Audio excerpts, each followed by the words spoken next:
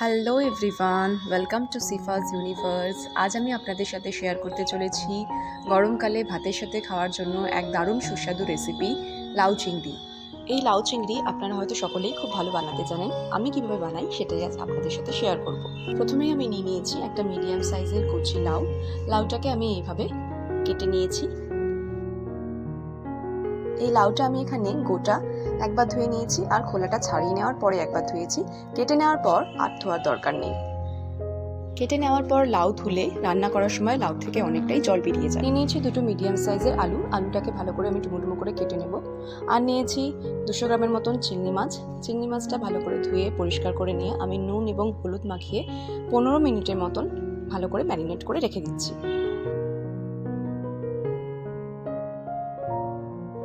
এখন একটা কড়াতে চিংড়ি মাছগুলো ভাজার জন্য আমি নিয়ে নিচ্ছি 2 টেবিল স্পুনের মতন সর্ষের তেল। তেলটা ভালো করে গরম হয়ে গেলে চিংড়ি মাছগুলো আমি এর মধ্যে ভেজে নেব।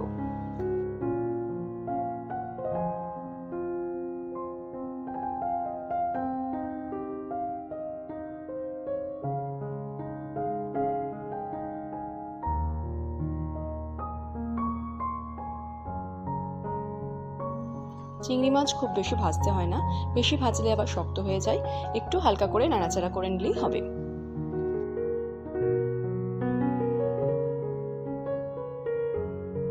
চিংড়ি মাছগুলো আমার ভাজা হয়ে গেছে। এখন একটা আলাদা পাত্রে আমি চিংড়ি মাছগুলো তুলে নিচ্ছি।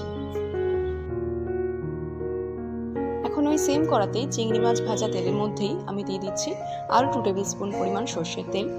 তেলটা ভালো করে গরম হয়ে গেলে আমি এর মধ্যে দিয়ে দেবো 1 টেবিল স্পুনের মতন 5 ফোড়ন আর 4টে চিড়ে রাখা কাঁচা লঙ্কা।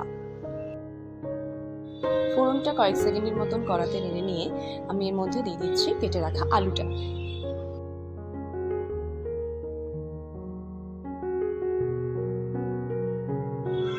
আলুটাকে আমি এখানে একটু ভেজে নিচ্ছি।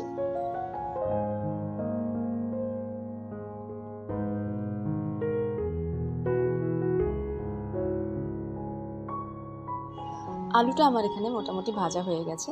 এখন আমি এর মধ্যে অ্যাড করে নিচ্ছি কেটে রাখা লাউ। লাউটা আমি এখানে 5 থেকে 7 মিনিটের মতো নাড়াচাড়া করে হালকা করে ভেজে নিচ্ছি, যাতে লাউটা থেকে কাঁচা গন্ধটা চলে যায়।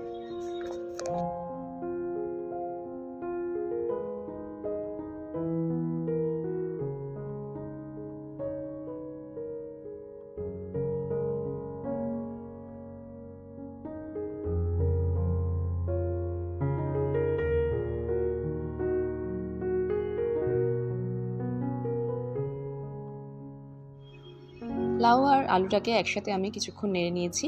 এখন আমি এর মধ্যে অ্যাড করে নিচ্ছি স্বাদ অনুযায়ী নুন, 1/4 টেবিল স্পুনের মতন হলুদ গুঁড়ো আর 1 টেবিল স্পুন জিরে গুঁড়ো। এই লাউ চিংড়ি করতে তেল এবং মশলা একেবারেই কম লাগে, তাই এটা সকল বয়সের লোকেরাই সমানভাবে ভালোবেসে খেতে পারে। নুন, হলুদ এবং জিরে গুঁড়োটা দেওয়ার পর কিছুক্ষণ ভালো করে নাড়িয়ে নিয়ে আমি কড়ার ঢাকাটা বন্ধ করে দেবো, যাতে লাউটা প্রপারলি সেদ্ধ হয়ে যায়। অবশ্যই এখানে গ্যাসের ফ্লেমটা লো টু মিডিয়ামে রাখতে হবে। মাঝে মাঝে কড়ার ঢাকাটা খুলে একটু নেড়েও দিতে হবে।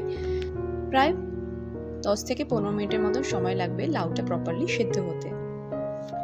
যদি কচি লাউ হয় তাহলে একদম তাড়াতাড়ি সেদ্ধ হয়ে যায়। এই লাউ চিংড়ি করার জন্য আমি এখানে আলাদা করে কোনোভাবেই জলের ইউজ করিনি। লাউটা সেদ্ধ হতে হতেই ঢাকা দিয়ে যদি আমরা লাউটাকে সেদ্ধ করি তাহলে লাউটা থেকে জল বেরিয়ে যায় এবং ওটা দিয়ে রান্নাটা হয়ে যায়।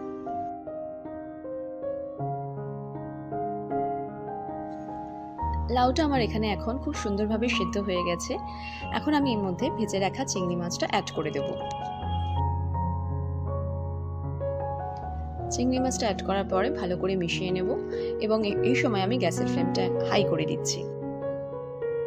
চিংড়ি মাছটা ভালো করে মিশিয়ে নিয়ে আমি গ্যাসের ফ্লেমটা হাই করে কিছুক্ষণ নাড়িয়ে যাব, যাতে যে জলটা আছে সেটা শুকিয়ে যায়। দিয়ে দিচ্ছি 1 টেবিল স্পুনের মতন চিনি। চিনিটা আপনারা বুঝে দেবেন, যে যেরকম মিষ্টি খেতে পছন্দ করেন সেই পরিমাণ দেবেন।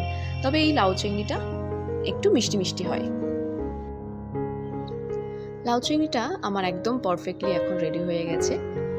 খুব বেশি জলটা শুকানোর দরকার নেই, একটু মাখা মাখা হলেই ভালো লাগে।